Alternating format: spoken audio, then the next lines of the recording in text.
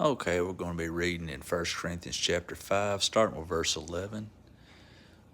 Paul speaking to the Corinthian church, giving a word of correction, a word of exhortation here. But now I am writing to you not to associate with anyone who bears the name of brother, if he is guilty of sexual immorality or greed, or is an adulterer, reviler, drunkard, or swindler, not even to eat with such a one. For what have I to do with judging outsiders? Is it not those inside the church whom you are to judge? God judges those outside. Purge the evil person from among you. So Paul's letting them know they were back in the day, and it still happens today, people who name the name of Christ. You might think, well, didn't Jesus eat with sinners and tax collectors and publicans and all that?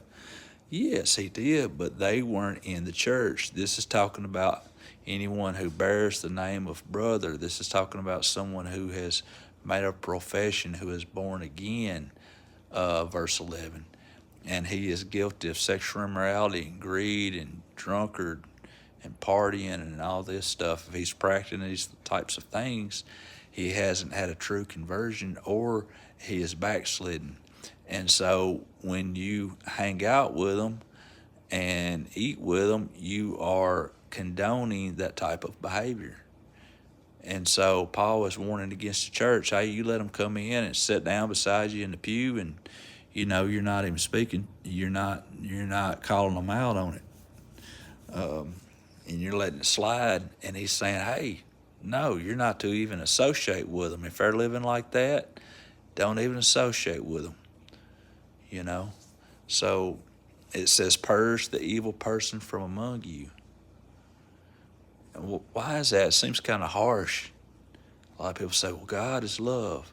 God is also a consuming fire. And when he says to purge the evil person from among you, the reason why he's saying that is because when you name the name of Christ and you're still living like a child of the devil, you bring a reproach against the name of Christ.